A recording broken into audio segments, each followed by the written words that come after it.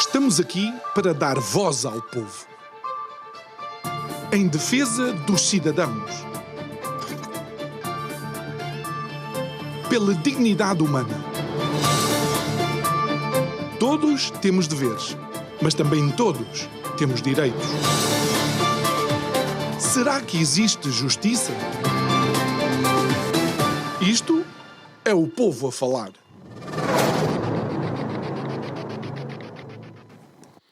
Olá, muito boa noite e bem-vindos a mais um Isto é o Povo a Falar. O meu nome é João Nuno Pinto e hoje é o 25 de novembro. E não vamos falar do 25 de novembro, que foi festejado ou celebrado pela primeira vez no hemiciclo do nosso Parlamento, mas vamos falar do Dia Internacional para a Eliminação da Violência contra as Mulheres. Algo que não acontece, infelizmente, obviamente, só em Portugal, mas também uma situação que ao longo dos anos temos acompanhado com diversos convidados e que as preocupações, em lugar de se mitigarem, eventualmente se vão alargando no que diz respeito a este verdadeiro flagelo. A nossa convidada de hoje é a doutora Leonor Marciano, da União de Mulheres Alternativa e Resposta, mais conhecido como o UMAR. Muito boa noite, Leonor. Obrigado por estares aqui connosco uma vez mais.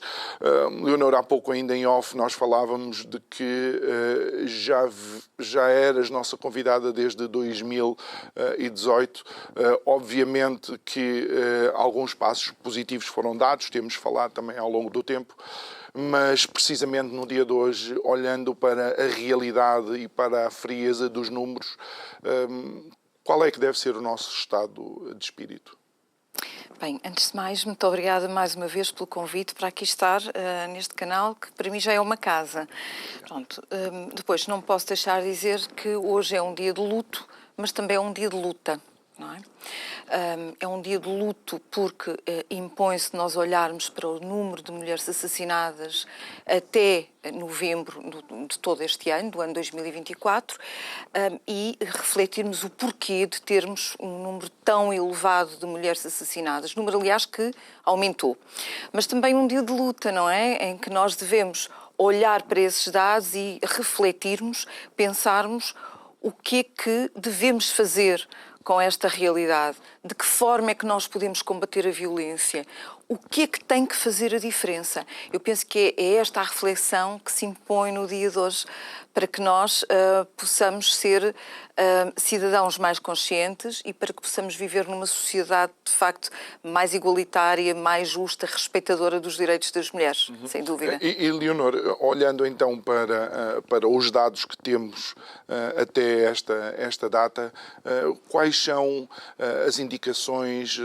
Eu não vou perguntar diagnóstico, porque alguns dos diagnósticos, ou a maioria dos diagnósticos, estão muito bem feitos já há tempo substancial. Quais são as indicações ou quais são as novas informações que nós vamos tendo?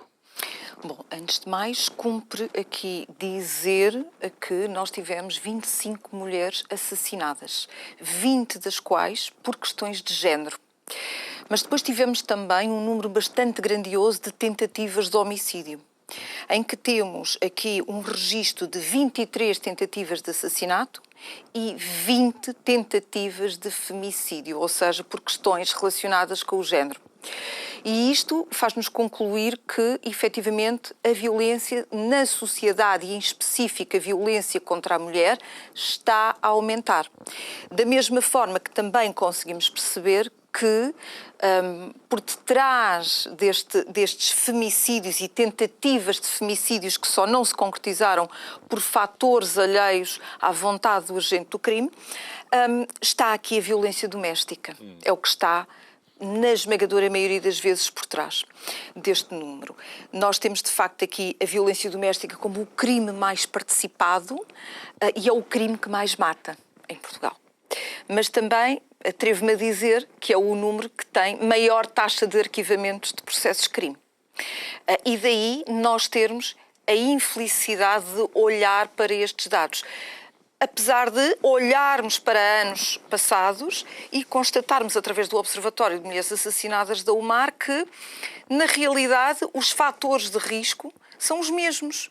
Portanto, nós temos as mulheres grávidas, a gravidez como um fator de risco, continuamos a ter a casa de morada de família como o local privilegiado da prática do crime. Temos também aqui a utilização de armas como forma da prática do crime de femicídio, o que traduz uma vontade e uma determinação em se acabar com a vida das vítimas. E mais, temos o overkill também, portanto, a utilização de uma multiplicidade de armas e o uso excessivo de meios para conseguir o resultado, o que traduz esta dita intenção criminosa por parte dos ofensores. Só para contextualizar, e peço desculpa, mas é necessário tentar, de alguma forma, passar a imagem do que é um overkill. Imaginem alguém que, de facto, mata outra pessoa e já depois de outra pessoa estar cadáver, continua, por exemplo, ou a bater ou continua a apunhalar, e realmente também é um dos indícios que os investigadores utilizam para tentar encontrar alguma ligação emocional ou mesmo familiar entre o criminoso e a vítima. A relação está lá, não é? A relação está categorizada, enquadra-se naquilo que o nosso Código Penal já prevê.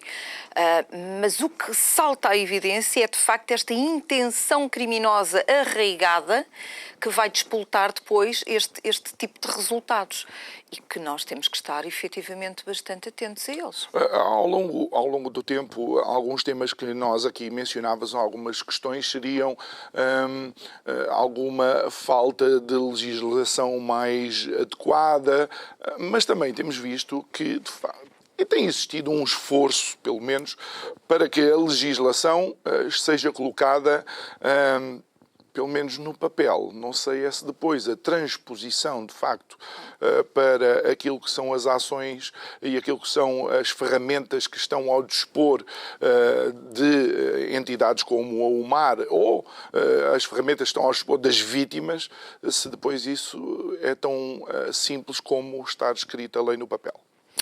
Vamos lá ver, nós temos mais de 20 anos de políticas públicas que vieram possibilitar aqui diversas alterações legislativas em prol dos direitos das mulheres, designadamente das mulheres vítimas de violência doméstica. E precisamente por isso nós temos a legislação da violência doméstica, a Lei 112 de 2009, 16 de setembro, que tem sofrido também ela algumas alterações com o intuito de haver aqui uma resposta mais adequada às vítimas.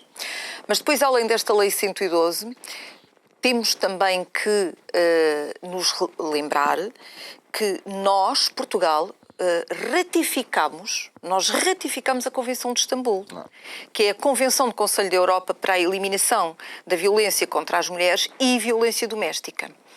E nós ratificamos há 10 anos. O que é que sucede? Nós fomos tendo uma legislação que se foi adaptando àquilo que foi enunciado, àquilo que determinou as orientações da Convenção de Istambul. Mas não tivemos uma verdadeira reestruturação. Ainda assim, nós temos uma legislação que é capaz de responder às necessidades das vítimas. O problema é que nós não temos uma efetiva aplicação da lei. Eu atrevo-me a dizer que os preconceitos sobrepõem-se à aplicação da lei. E por isso é que nós temos um número tão elevado de situações de violência doméstica que são denunciados na atualidade. Mas, então, a aplicação da lei passa por entidades como, por exemplo, os juízes quando julgam determinados casos de violência doméstica. A aplicação da lei passa por todos nós, João. Passa pelo cidadão, que tem que saber que tem que estar consciente de que, tendo conhecimento de qualquer situação de violência doméstica, pode denunciar, mas depois passa também pelos profissionais que interagem com vítimas, que quando identificam fatores de risco que possam estar correlacionados com a violência doméstica, têm um dever jurídico de denunciar. Este dever jurídico significa obrigação jurídica. Eu gostava de salientar isto, não é? Às vezes as pessoas não percebem. O dever é igual à obrigação. Tem que se denunciar. Bom, mas depois isto não basta. Depois é preciso que o processo corra todo ele, o processo crime, e que corra de acordo com os parâmetros legais. Não é? E é aqui que depois entram muitas vezes os preconceitos dos profissionais que estão aqui a trabalhar efetivamente nesta área. Os modelos, os estereótipos que se preconizaram para as mulheres numa determinada sociedade vão toldar a forma como quem aplica a lei também vai proferir decisões. E este é o grande problema. Portanto, nós temos ainda uma justiça que não é capaz de acompanhar a evolução legislativa. Podemos não ter a melhor lei do mundo, mas temos uma boa lei. O que se passa é que ela não é aplicada. Não é? Agora, isto aqui determina também nós passarmos aqui para um outro patamar, que é o patamar da necessidade de nós termos equipas especializadas que trabalhem na área da violência doméstica. Poder-me-ão dizer, então, mas nós já temos aqui as secções especializadas integradas de violência doméstica no Ministério Público. Foi um avanço que tivemos, sim, sem dúvida, foi um avanço muito grande. Isto vai permitir que em algumas comarcas piloto o Ministério Público se possa debruçar só sobre as situações de violência doméstica. No entanto, isto não chega. Nós temos que ter profissionais que sejam devidamente formados, que sejam especializados. E o ser especializado não significa dizer que só faz aquilo. Ou seja, que só trata de processos de violência doméstica. Tem que ter formação em função dos conceitos de género, uma formação orientada para a proteção da vítima e para a contenção do agressor, bastante mais apurada do que noutro tipo de situações. E que aqui nós verificamos que ainda não acontece. Portanto, não é suficiente. Claro. Não é suficiente. Eleonora, embora tenha sido um avanço. Eu entendo, mas depois fica muito difícil, e eu sei que a Leonora, o MAR, outras associações trabalham em prol desta temática, mas fica muito difícil para o público em geral entender, por exemplo, um caso que foi noticiado por um meio de comunicação social recentemente, de uma mulher assassinada quando já tinha feito 7 denúncias à polícia relativamente àquele que antes era agressor e agora acabou por ser o homicida daquela própria mulher. Não conheço os pormenores jurídicos da situação, mas há uma coisa que posso dizer. É que sempre que uma vítima recorre 7 vezes às entidades policiais e faz 7 vezes o seu pedido de ajuda, é porque está em apuros. E isto por si só deve determinar qualquer profissional, seja na polícia, no Ministério Público, ou um técnico ou técnica de apoio à vítima, deve determiná-lo ou determiná-los a olharem com cuidado, com especial cuidado daquela situação. Isto remete-nos aqui para uma coisa muito importante, que é a análise dos fatores de risco. Há fatores de risco que nós não podemos descurar.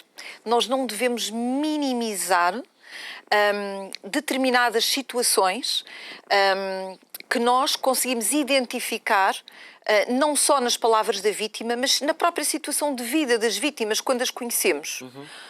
Poder estar grávida, o pedir ajuda várias vezes, o relatar estar com uma pessoa agressora que já tinha vivenciado a violência, uma pessoa agressora que tem uso e porte de arma, que faz ameaças de morte, enfim, um conjunto de fatores de risco que têm eles que ser devidamente analisados e escrutinados e que eles sim podem fazer a diferença. Porque se conseguir identificar aquela situação como uma situação de alto risco ou de risco excessivo, tendo em conta agora os novos instrumentos de avaliação de risco que foram implementados em meados deste mês, nós podemos efetivamente não só ter ali uma medida, entre aspas, do nível de insegurança da vítima e do risco de letalidade, e temos uma obrigação, por conseguinte, de conter a atividade criminosa também da pessoa agressora. Não pensas que situações como esta depois podem levar outras vítimas a preferirem não denunciar? Não podemos pensar assim. Isso pode acontecer, mas temos que pensar noutro ponto de vista, que é, temos mais e melhores instrumentos de trabalho, vamos caminhando a conta-gotas, mas vamos caminhando e tem que se denunciar. Porque a não denúncia leva à legitimação de condutas mormente patriarcais que não podemos aceitar numa sociedade do século XXI. Mas, Eleonora, eu aqui... E mais femicídios, indubitavelmente. É óbvio, mas aqui também vou ter que colocar as questões que eu por vezes ouço colegas meus e minhas a colocar, se eventualmente uma denúncia não respondida ou não devidamente feito o follow-up não pode ser um gatilho para um nível de agressão ainda maior. Claramente. Por isso tem que se ter também o cuidado de remeter as situações e sinalizações para equipas que são especializadas, que trabalham no terreno com vítimas de violência doméstica. Mas o que é ser uma equipa especializada? É só ter no papel Não. que esta pessoa ou este OPC é especializada em violência doméstica? Vamos lá ver, nós temos já muitos e muitas forças de segurança que recebem formação para trabalhar nesta área. E depois temos também técnicas e técnicos de organizações de apoio à vítima que estão devidamente apetrechados também não só para receber vítimas, mas para traçar com elas o devido projeto de vida com o objetivo de garantir uma autonomização. Vocês podem trabalhar em paralelo com os OPCs? Sim, em articulação e com os tribunais. Okay. E com os tribunais. A formação já está a ser dada, mas aquilo que o MAR defende é que não pode ser dada de forma facultativa. Isto tem que ser igual para todos os profissionais que trabalham no terreno. Nós temos que ter mais e melhores equipas. Isso é um crime público, não é? Pois, Acredito que haja pessoas com melhor competência, maior competência ou melhor capacidade, eventualmente, de ter sensibilidade nestes casos. Mas, de facto, seria de esperar que todos os OPCs tivessem alguma noção do que é a violência doméstica, como funciona, como se pode os OPCs neste momento, diagnosticar. Os OPCs neste momento têm autos de notícia padrão que preenchem quando uma vítima lhes pede ajuda ou quando outra pessoa denuncia a prática do crime e, através destes ditos modelos de avaliação de risco, que são instrumentos de trabalho poderosíssimos hoje em dia, vão permitir avaliar o risco, após o que o processo é canalizado para o Ministério Público. E é realmente ao Ministério Público que incumbe a tarefa de promover pela aplicação de medidas de coação. Não nos podemos esquecer disto. Nós temos aqui um manual de 72 horas que obriga as forças de segurança, dentro deste limite temporal, a escrutinar os meios de prova existentes e depois o processo tem que ser devolvido ao Ministério Público e é, de facto, ao magistrado do Ministério Público que detém o processo que incumbe aqui a promoção de medidas de coação que sejam capazes de conter a atividade criminosa.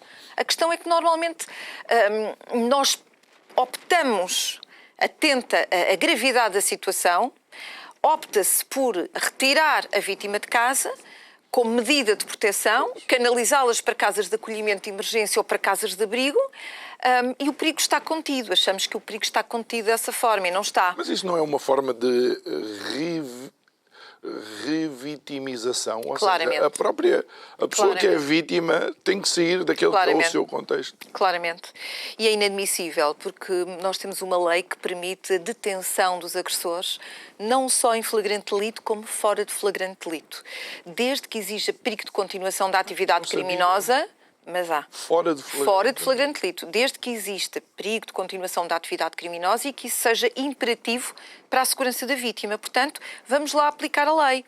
E depois, além disso, é preciso também que sejam aplicadas as medidas provisórias na pendência do processo, que nós, juristas, chamamos de medidas de coação, específicas de violência doméstica, que conseguem, ou que têm de conseguir, conter a pessoa agressora. Olha, uma vez que falas em medidas de coação, também se tem ouvido muitas vezes falar não devidamente contextualizado ou apresentado muitas vezes como a aspirina que vai resolver o problema. Não me parece que seja, mas pronto, o aumento de pena pode eventualmente ser um dissuasor, sabendo nós, e a doutora, como é óbvio, porque faz parte do seu trabalho, que nós aprendemos, e eu aprendi com pessoas como a Leonor, que a pena é um fator de dissuasão de determinados comportamentos. Será que em Portugal não deveríamos rever, de facto, algumas penas para a violência doméstica? Claramente. Primeiro que tudo, as penas têm uma função punitiva e reabilitadora, que esta dupla função anda sempre par a par. A questão é que nós não podemos ter uma moldura penal para a violência doméstica que oscila entre 1 e 5 anos de pena de prisão e depois termos crimes como o crime de burla, o crime de furto, a que em abstrato pode ser aplicada uma pena superior. Ou seja, nós temos aqui uma valoração dos crimes de natureza patrimonial em detrimento de crimes que são ofensivos da dignidade da pessoa humana. Portanto, isto deveria ser reajustado, mas não só. Não é só o aumento da moldura penal que interessa. Por este motivo que eu acabei de frisar, é bastante importante nós pensarmos que este regime de suspensão da execução da pena de prisão tem que ser revisto e que não pode ser igual para todas as situações. Um indivíduo que já antes foi condenado por violência doméstica tem que se ter muita atenção se uma suspensão da execução da pena é eficaz ou não. Da mesma forma que a liberdade condicional para quem já está a cumprir pena também tem que ser revista neste tipo de situações. Ainda este ano, eu estou-me a recordar em específico de uma situação de uma mulher que foi assassinada por um indivíduo que saiu na sequência de uma liberdade condicional e que já tinha antecedentes criminais, não só em relação a essa mesma mulher, mas em relação a uma outra também.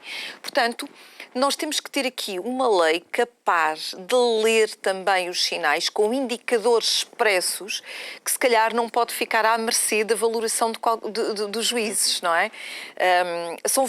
São critérios que têm que ficar expressos e não podem ser passíveis de uma aplicação arbitrária, mas sim obrigatória quando existem de facto estes fatores. Ou seja, não deixar tanto ao critério de facto de quem decide, mas já estar espelhado que isso teria que acontecer. Mas é aquilo que a minha interjeição há pouco ia ser pelo seguinte motivo.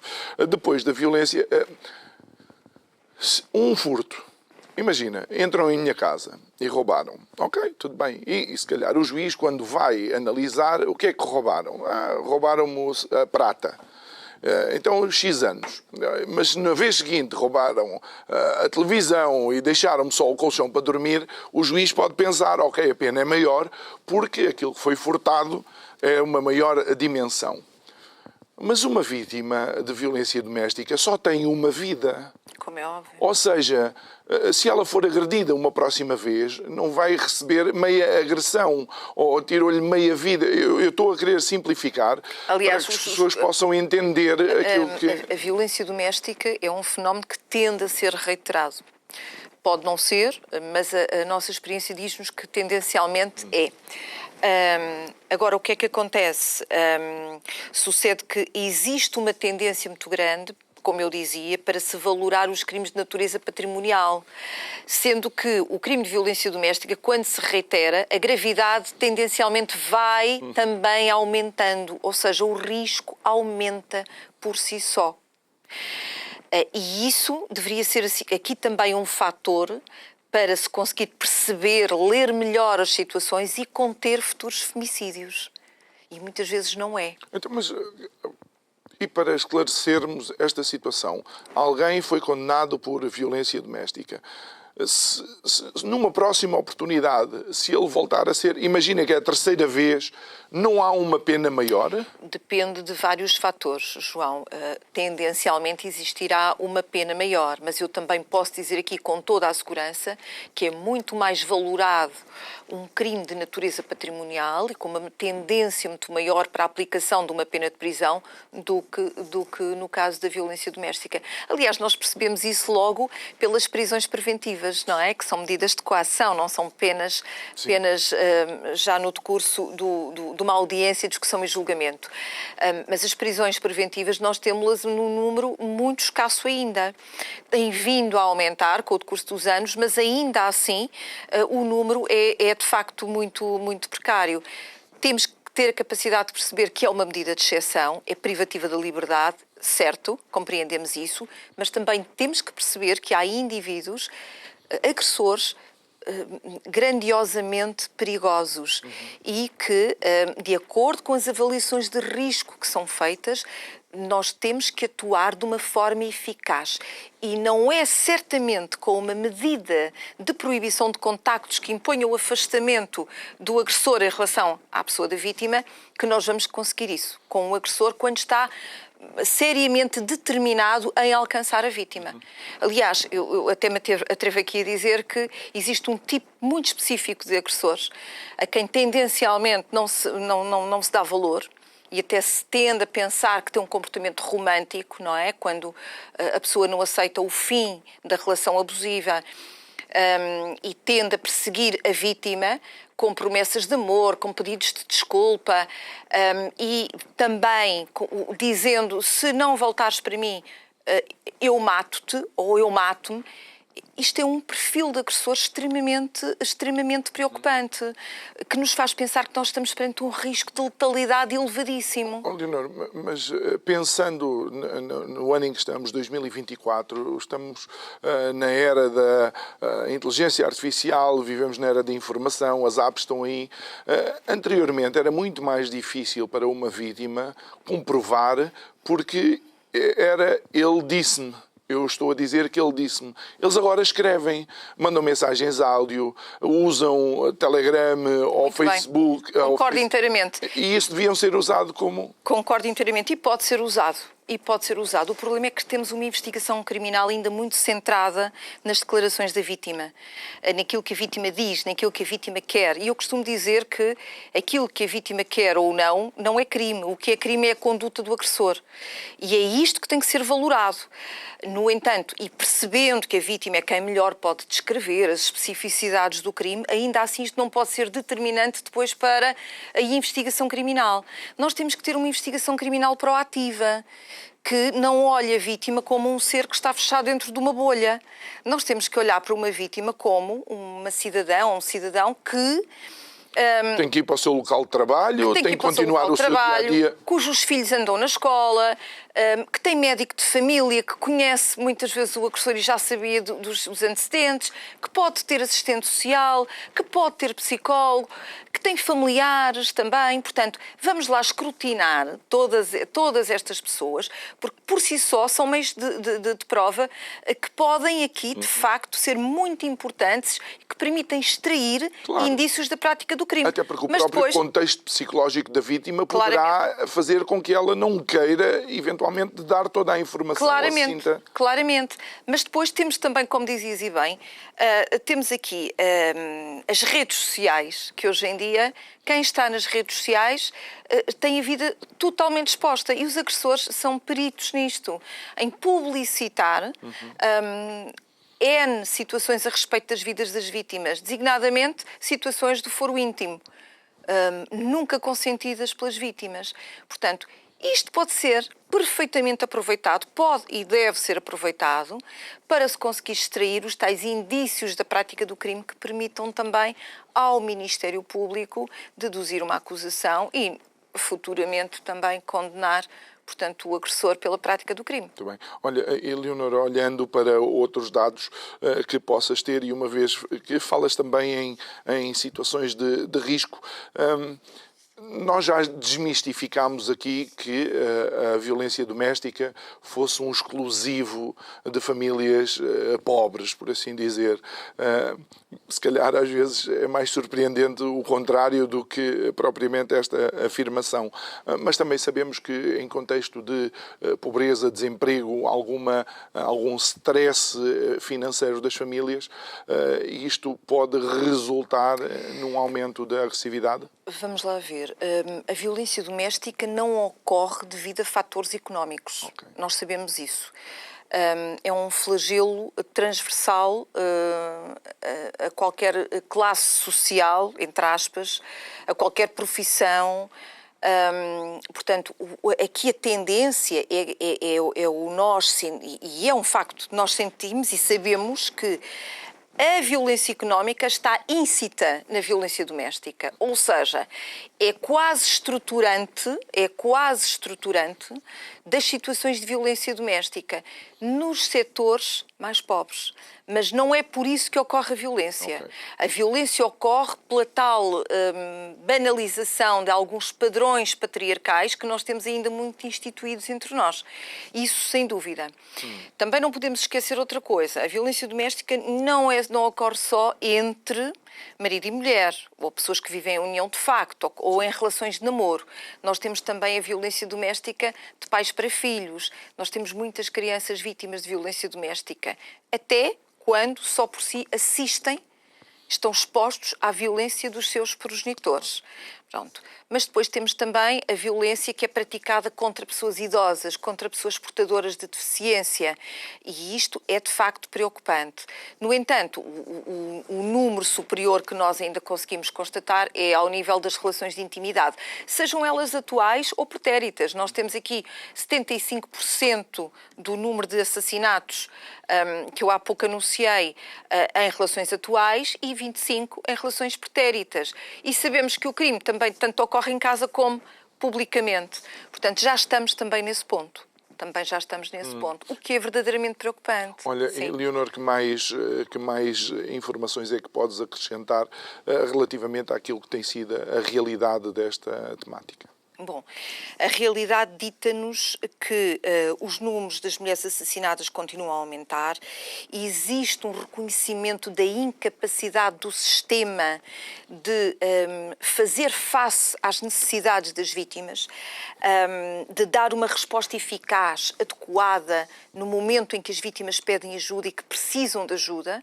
Portanto, por vezes as respostas vêm, mas já vêm fora de tempo e não são adequadas. Portanto, e isso dita aqui a ineficiência do sistema. Depois temos, efetivamente, aquilo que falávamos, a má, errada e deficiente aplicação da lei. E isto porquê? Por falta de formação dos profissionais, que não é mais aceitável. Não podemos olhar para estes números e aceitarmos efetivamente que temos boas e excelentes equipas, porque não temos. Temos que trabalhar mais e melhor, temos que formar mais profissionais, isto sim, é que é ter equipas que sejam capazes de ouvir as vítimas, de lutar por elas, de lutar pelos seus direitos, dos seus direitos humanos. Depois, por outro lado, não posso aqui deixar de falar noutra coisa, que é o facto de nós termos cada vez mais órfãos da violência, não é? E este ano também isso foi noticiado, que a maior parte das vítimas tinham filhos e que são os órfãos da violência, muitos deles menores. Quem é que se responsabiliza perante isto? O que é que vai ser destas crianças? Quais os traumas que vão viver para o resto das suas vidas? Que tipo de tratamento vão ter? Se é que vão ter? O Estado tem que ter uma resposta para estas crianças, os órfãos da violência. Não podemos deixar passar esta ideia. Não pode ficar esquecido. Nós temos uma Comissão de Proteção de Vítimas de Crimes, que é a entidade adequada para tratar das indemnizações, seja às vítimas de violência doméstica, seja às vítimas de crimes violentos. Vou aqui dizer, porque é verdade, os adiantamentos às vítimas de violência doméstica são uma miséria e, mesmo assim, uma comissão que antigamente trabalhava muito bem, neste momento não há dinheiro do Estado para pagar às vítimas. Portanto, não nos chegam respostas. E depois, por outro lado, às vítimas de crimes violentos, como sejam os órfãos da violência, quando é que são pagos? Que pagamento vão ter? Vão receber tratamento psicológico? Todos eles? Gostava de ter essa resposta. Esta comissão é capaz de satisfazer as necessidades destas crianças e adolescentes? Eu gostava que o Estado português tivesse resposta para isto, mas, infelizmente, neste momento não vejo ainda essa capacidade. Mas isto vai de encontro com, e quero utilizar as palavras do Sr. Presidente da República, alguém com quem eu não concordo muitas vezes, mas neste caso, de facto, ele fala numa ação vigorosa de todos no combate ao flagelo da violência doméstica. Por exemplo, quando colocas em cima da mesa estas questões, aquilo que eu estou a pensar de imediato são crianças e jovens que estão claramente a ser amputados de um crescimento saudável e, obviamente, estão a ter uma maior dificuldade, ou vão ter uma maior dificuldade em ser cidadãos perfeitamente incluídos na nossa sociedade. Ou seja, a nossa resposta devia ser logo na base para tentar, de alguma forma, mitigar uma coisa que não conseguimos a 100%, como é óbvio também. Nós sabemos que as crianças que vivenciam a violência dos seus progenitores são crianças que são afetadas claramente no seu bem-estar emocional. São crianças que sofrem e, precisamente em prol desse sofrimento, foram reconhecidas como vítimas de violência doméstica. O problema é que isso não passa ainda do reconhecimento legal, porque na prática, embora lhes seja atribuído estatuto de vítima, não há a valoração, não há um olhar sobre essas crianças como sendo vítimas. Mas no caso de termos crianças que assistem a mães a ser assassinadas, ou mesmo que não assistam, saibam que foram assassinadas e que foram, como disseste muito bem, amputadas, estas crianças ficaram drasticamente violadas no seu íntimo, não é? Vão ser crianças claramente perturbadas ao nível da formação, prejudicadas, peço perdão, ao nível da formação da sua personalidade, do seu caráter, e que vão seguramente necessitar de ajuda. Carregam um estigma, vão carregar um estigma que vai ser difícil de combater, não é? Como é óbvio. E por isso nós costumamos sempre dizer que quanto mais tempo as crianças permanecem a presenciar uma relação abusiva, maior será a probabilidade de virem a ser ou vítimas ou de repetirem padrões de comportamento nefastos. Ainda bem que mencionas isto, porque muitas vezes aquilo que ouvimos de determinadas vítimas de violência doméstica é que não tomam uma decisão porque estão a proteger os filhos. Eu quero proteger os meus filhos.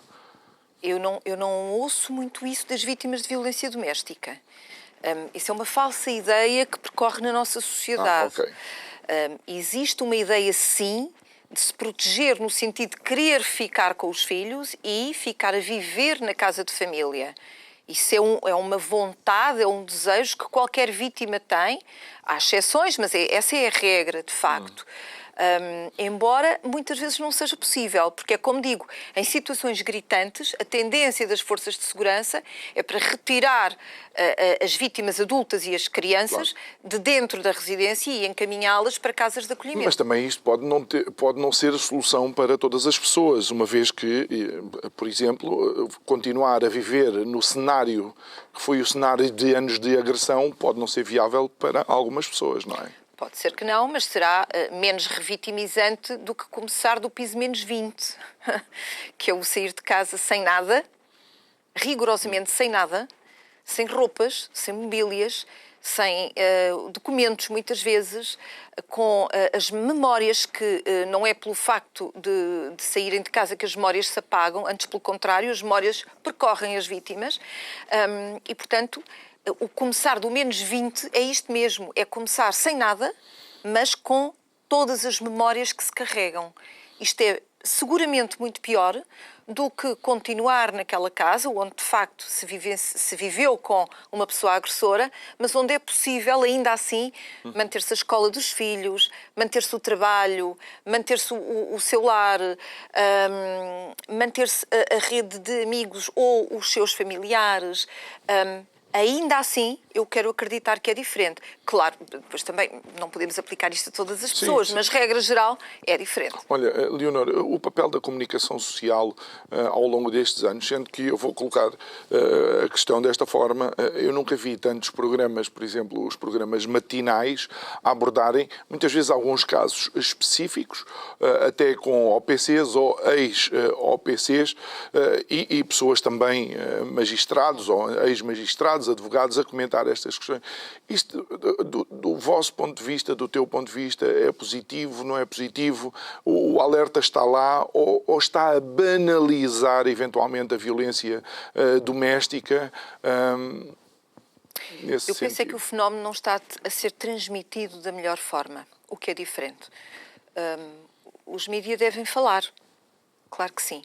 Nós estamos perante um crime público, que é um crime que, apesar de tudo, parece menos público do que os outros. E que é um crime violento e que não é tratado como crime violento. Não é? E por isso mesmo, os mídias têm um importante papel aqui na difusão da informação para os cidadãos. E por isso são extremamente valiosos. Agora, esta mais-valia tem que se traduzir na passagem de informação, como eu dizia, quanto aos direitos das vítimas, aquilo que elas podem fazer, e nos recursos existentes na nossa sociedade para se poder apoiar vítimas. E, portanto, a meu ver, o expor-se vítimas nos meios de comunicação social não é seguramente a melhor forma. Agora, debater-se este tema, sim. Passar-se informação, sim. Elucidar as pessoas sobre os direitos, sobre os deveres, claro que sim. Devemos apostar claramente nisso. Já agora, ainda sobre a informação, eu gostava aqui também de relatar que não só os mídias, mas também ao nível das escolas, nós temos aqui ainda uma deficitária intervenção com as crianças. Não é? As crianças sabemos que passam 80% do seu tempo nas escolas e não com os pais. E, portanto, este meio escolar é absolutamente crucial para se passar a mensagem quanto àquilo que é a igualdade de direitos, a não discriminação, o direito à integridade pessoal, a resolução não violenta de conflitos, o que é isto da violência contra as mulheres e violência doméstica, o que é a violência sexual. Se calhar não sabes, mas eu, por exemplo, hoje em dia, o uso banal dos telemóveis e a entrega de conteúdos privados de cada adolescente é uma coisa banal entre eles. Isto não é devidamente valorado. E tende a escalar para relações de namoro absolutamente abusivas. E, portanto, nós temos que ser capazes... efeito de bola de neve. Completamente. E nós temos que ser capazes de trabalhar também estes temas nas escolas, desconstruindo. Esta desconstrução tem que ser feita aqui também por profissionais que estejam à altura. Não pode ser de qualquer modo. Nós temos uma disciplina de cidadania que é oca, hoje em dia, que é usada para se trabalhar os conflitos que houve no recreio. Não é só para isto. Não pode ser. Infantilizar ainda mais. Não pode ser. Não existe a mínima noção do que são os direitos humanos. E isto tem que ser devidamente trabalhado na disciplina de cidadania e integrado nos currículos escolares, nas disciplinas de ciências e história. Sim. Também. E até porque a escola, eventualmente, até poderia ser um bom ponto de partida para identificar casos de violência doméstica. E é. Eu atrevo-me até a dizer que antigamente nós tínhamos os conselhos diretivos, não é? É onde se resolviam muitos conflitos, muitas situações agudas que se identificavam com as crianças. Hoje em dia isso já não existe, não é? Aquilo que temos é a escola segura, o policiamento, que é chamado quando se identifica uma situação, ou então a canalização, a sinalização para uma CPCJ territorialmente competente. E isto é pouco. Isto é pouco. Esperamos mais e melhor também por parte do ensino. Eu não diria só em termos de identificar a violência doméstica sobre a criança, mas eventualmente da criança sentir-se segura na escola e relatar episódios de violência doméstica à qual ela assiste. Não, mas isso acontece. E não há uma resposta por parte da escola. Na mesma. Pode haver, muitas vezes, sinalizações para a CPCJ, mas não há a denúncia pelo crime de violência doméstica. Isso continua a não existir, porque não se olha para a criança como vítima. Olha-se para a criança como um ser que está envolvido num conflito de parentalidade e não como uma vítima de violência doméstica. Poxa, mas se na escola essa é a postura do corpo docente, não vou dizer de todos, mas se essa é a postura das direções da escola e do corpo docente, que expectativa é que eu posso ter para uma sociedade futura onde os formadores estão atrasados na sua própria formação nesta área? Por isso temos que ter formadores bastante mais formados, com maior consciência sobre o que é que são os direitos das mulheres, o que é isto do género. É fundamental, absolutamente fundamental. Leonor, estamos nos últimos 5 minutos, sensivelmente, do nosso programa. Que outros tópicos ou pontos seriam importantes salientar aqui? Bom, eu penso que não falámos, mas temos que dizer aqui como reta final que estamos numa fase em que se impõe a avaliação das políticas públicas, de tudo aquilo que foi feito até aqui e do que é que falta fazer, ou de que forma é que vamos fazer daqui para a frente. Porque os números são alarmantes e isto impõe-nos, compele-nos a pensar sobre aquilo que construímos e, se não funciona, nós temos que gizar de maneira diferente. Portanto, isto é aquilo que se impõe. E depois eu queria aqui deixar uma mensagem também bastante importante, que é, independentemente do local onde nós nos encontremos, das ideologias que possamos ter ou das cores políticas, tem que haver espaço para o respeito dos direitos humanos das mulheres e das crianças. Isto é fundamental na nossa sociedade. Olha, e Leonor, uma vez que 5 minutos também não passam assim tão depressa, deixa-me aproveitar e perguntar-te, ao longo de todo este tempo que tu tens dedicado a esta causa, não quero apelar à tua emoção, como é óbvio, mas qual seria a avaliação, se tivesses que voltar atrás e tomar uma decisão, voltarias a envolver-te nesta causa e o que é que eventualmente mudarias? É uma pergunta difícil, mas sim, claramente que abraçaria esta causa. Quanto mais não seja por ver o número de mulheres assassinadas que recentemente foi trazido a público, é claro que sim. Isto faz-me pensar que é preciso continuar o trabalho, mas que é preciso nós termos aqui uma reestruturação legal, uma formação dos profissionais. Mas nós só estamos aqui hoje porque houve políticas públicas e houve alterações legislativas.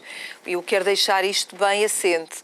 Portanto, é muito importante o termos chegado aqui, mas também é triste nós constatarmos números como estes que eu hoje vim aqui anunciar. E, portanto, sim, a resposta é claro que eu voltaria a fazer o mesmo. Mas nós estamos aqui hoje, mas há pessoas que não estão aqui hoje e que tentaram e que fizeram e que pediram ajuda. Mas é por elas que nós também temos o dever de continuar, sem dúvida. É por elas e por aquelas que pedem ajuda na atualidade e que ainda podemos salvar. É também pelas crianças que estão a ser formadas na sua personalidade que nós devemos continuar. E devemos pensar isso. Isto é uma responsabilidade social de todas e todos nós. Se eventualmente alguém estiver a assistir ao programa e se sentir compelida a dar um passo para a resolução daquilo que possa ser a sua situação de vítima, o que é que ela pode fazer? pode, desde logo, apresentar denúncia em qualquer posto policial da área da sua residência ou outra localidade. Portanto, não tem que ser na área da sua residência. E pode pedir ajuda a uma organização de apoio à vítima. Pode e deve, porque é o local adequado para qualquer vítima obter uma devida e correta informação sobre os seus direitos, sobre o que é que pode fazer, como pode fazer, de que forma é que pode ser protegida e poder autonomizar-se, libertar-se da violência. Eventualmente na página da UMAR também poderão encontrar Estarão todos os contactos espaços onde as mulheres podem pedir ajuda. Muito bem, Leonor Marciano. Obrigado por ter estado aqui connosco mais uma vez e desejo-te a maior felicidade na continuação, digamos, desta luta que tu e outras tantas pessoas como tu têm feito ao longo dos anos. Obrigado uma vez mais. Obrigado a si que nos acompanhou neste programa. Já sabe que pode rever estas conversas subscrevendo o canal de YouTube do Isto é o Povo a Falar. Vá lá, clique no sininho para receber a notificação sempre que fazemos um upload de alguns dos nossos programas. E eu não quero terminar sem dizer, se você assistir a algum caso de violência doméstica, você deve denunciar, tem a obrigação de denunciar, daí se chamar um crime público. Resta-me desejar-lhe uma ótima noite. Até amanhã. Muito obrigado. Boa noite.